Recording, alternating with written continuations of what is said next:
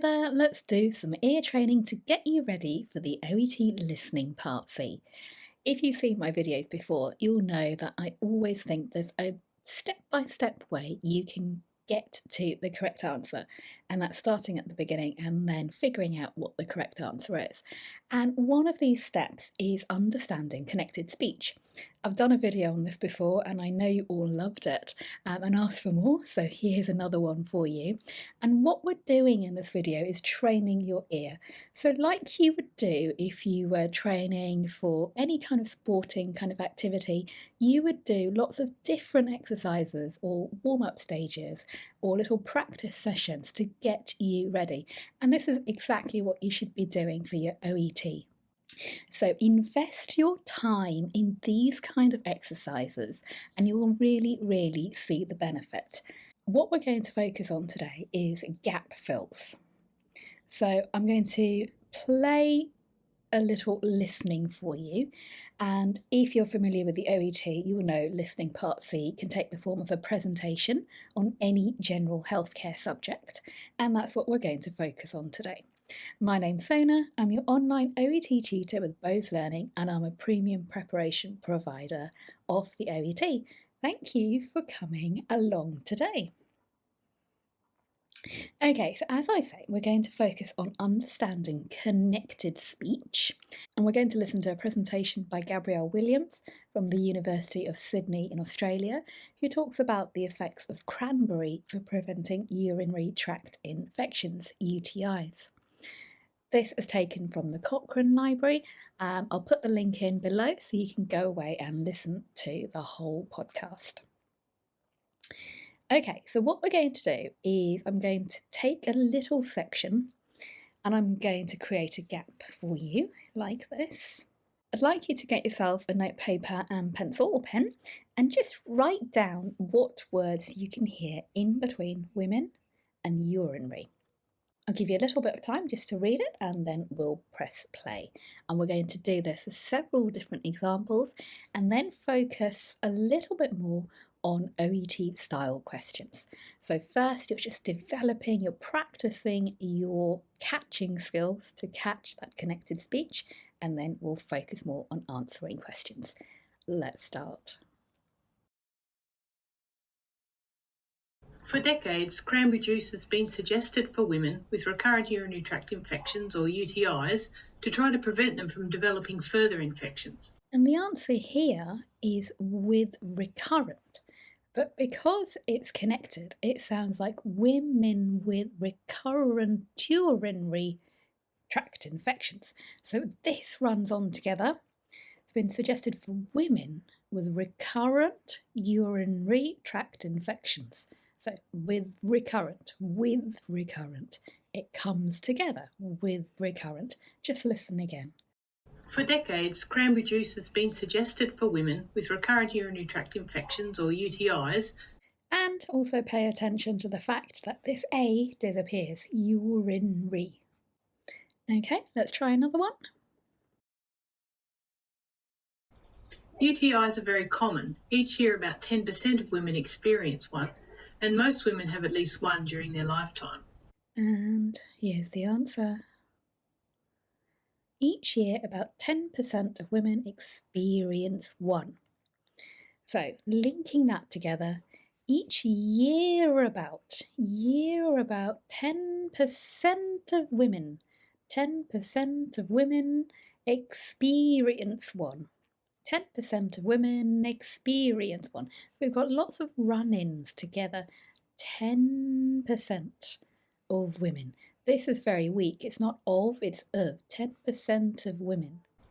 UTIs are very common. Each year about 10% of women experience one, and most women have at least one during their lifetime. Okay, ready for the next one? Here we go.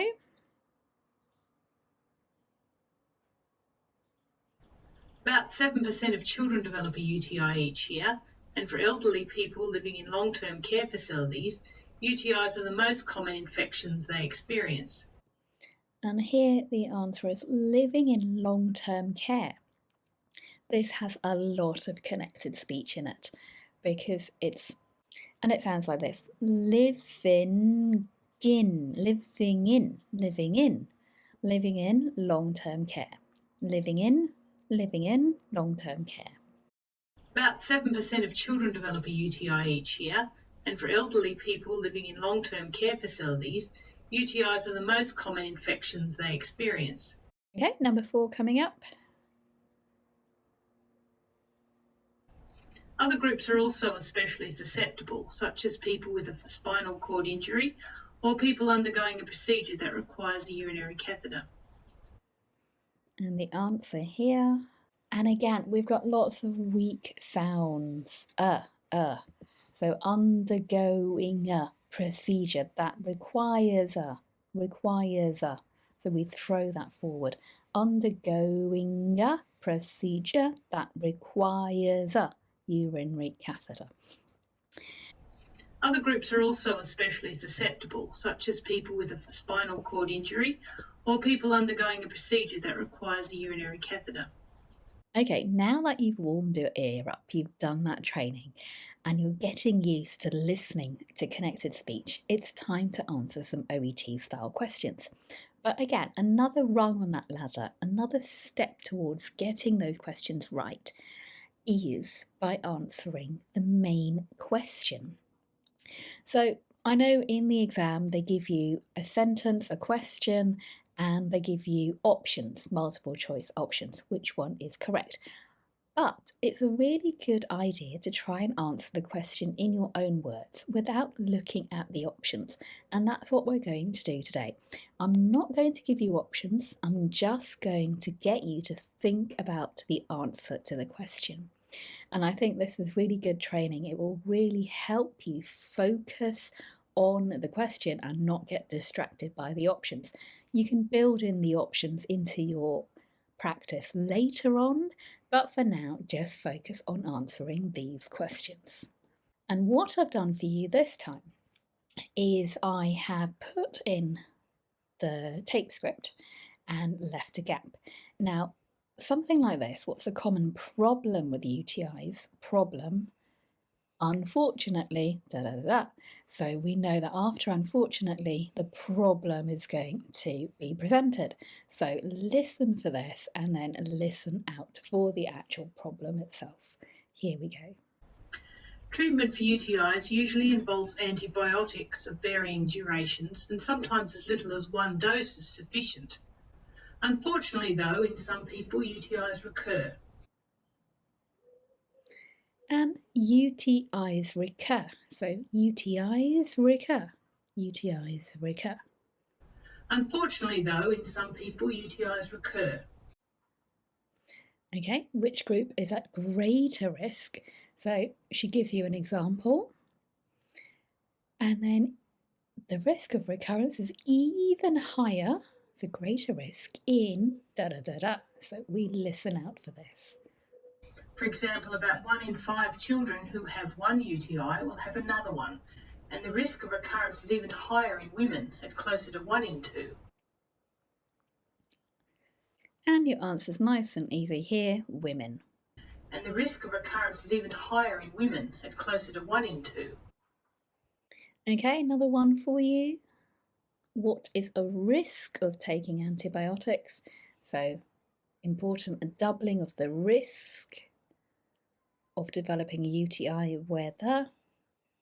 Listen for this. One option for people susceptible to recurrent infection is long-term low-dose antibiotics, but this is associated with a doubling of the risk of developing a UTI where the causative bacteria is resistant to the given antibiotic. And here the causative bacteria is resistant to the given antibiotic. So the causative bacteria is resistant or becomes resistant. Listen again. But this is associated with a doubling of the risk of developing a UTI where the causative bacteria is resistant to the given antibiotic. And another one for you.